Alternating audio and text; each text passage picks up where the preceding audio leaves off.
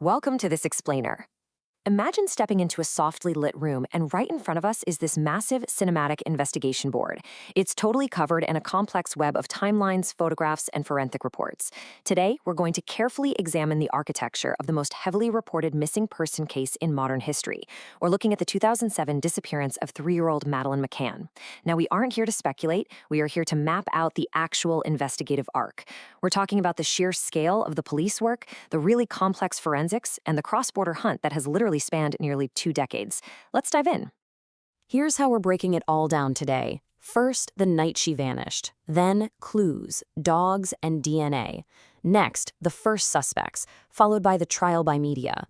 Then, we'll look at Operation Grange. And finally, the German prime suspect. Okay, let's get right into Section 1. The night she vanished. Praia da Luz, May 3, 2007. So, investigators had to establish a really critical minute-by-minute timeline of exactly where and when this whole mystery began at the Ocean Club Holiday Resort. We start at 2030. Kate and Jerry McCann leave their 3 children asleep in their ground floor apartment 5A to go to dinner with friends at a tapas restaurant just about 55 meters away. Throughout the night, the parents are taking turns checking on the kids every 30 to 40 minutes. At 21:05, Jerry checks and everything is fine. But then, at 21:15, a friend of theirs named Jane Tanner sees a man carrying a child away from the apartment area. This is absolutely crucial, and it becomes known as the Tanner sighting. Then, at 2200, Kate McCann goes to check and discovers Madeleine is gone. Within minutes, this frantic, panic-driven search begins. Moving on to Section 2, clues, dogs, and DNA, the forensics phase. Following that initial, completely chaotic search by the resort staff, guests, and local police, the investigation had to transition, right? It had to move into a structured forensic phase. The Portuguese authorities desperately needed physical evidence. So, in the summer of 2007, British police send over 2 highly trained UK sniffer dogs to help out.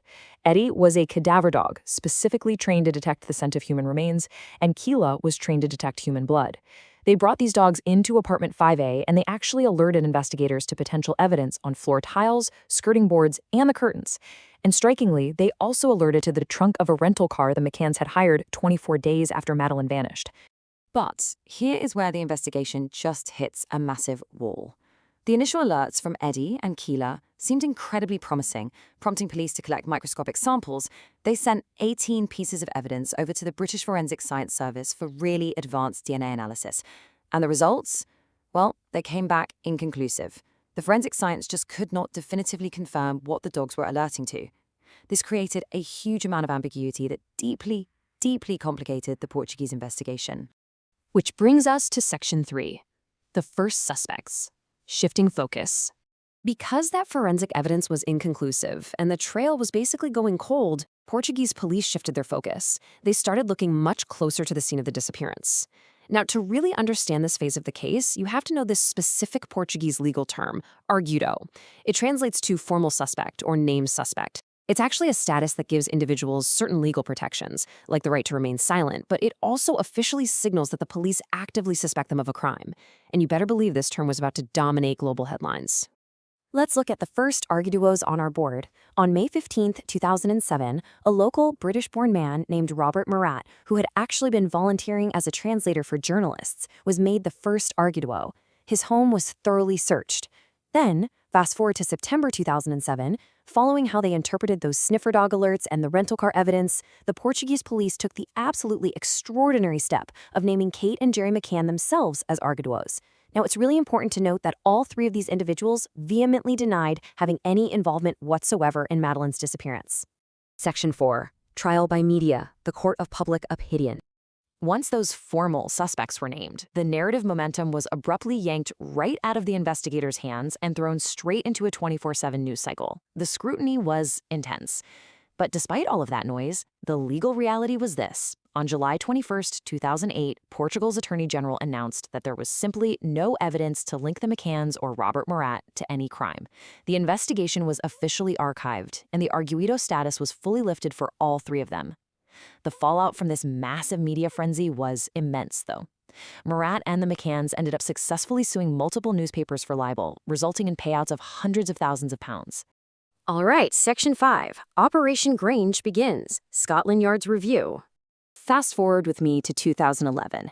The Portuguese case is closed, but the McCanns had been continually searching privately. Then, the UK Metropolitan Police launched their own incredibly sweeping review of the case files. They called it Operation Grange. Now, what's really interesting here is the staggering figure, £13.2 million. That is the sheer scale and the total cost of Operation Grange up to March 2024. The Home Office even recently granted further funding just to keep a small, part-time team of officers active. All this money funded the translation of tens of thousands of documents, looking into over 8,000 potential sightings, and interviewing hundreds of people. And then there's this number, 41. That's the number of persons of interest Scotland Yard initially identified.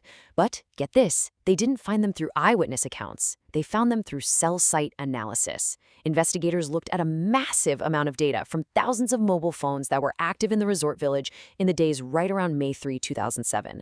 It was literally a giant data-driven effort to find a needle in a haystack. Which takes us right into Section 6, the German prime suspect, a new lead. So, for years, Operation Grange is generating leads, but they have 0 arrests. Then, in June 2020, the investigation experiences a total seismic shift. The crucial thing here is how this new suspect, a German national named Christian Bruckner, actually connects to the case. German prosecutors revealed he was living in a yellow and white VW camper van in the Algarve at the exact time.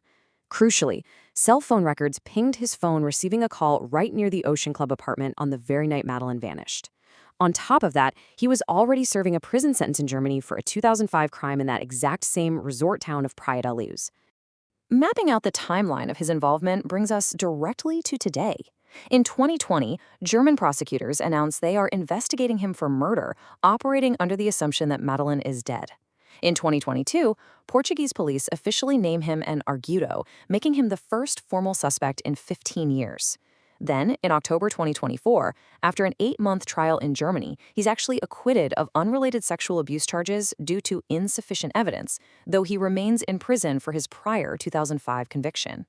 Now, here in 2026, reports indicate the UK Met Police are actively trying to amass enough evidence to extradite him and seek a trial in Britain.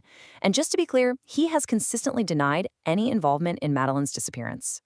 Which really leaves us just stepping back and looking at our investigation board as a whole. We've traced the timeline, the flawed forensics, the cleared suspects, and this massive, multinational, multi-million-pound hunt that ultimately led to Christian Bruckner. But the central question is still hanging there.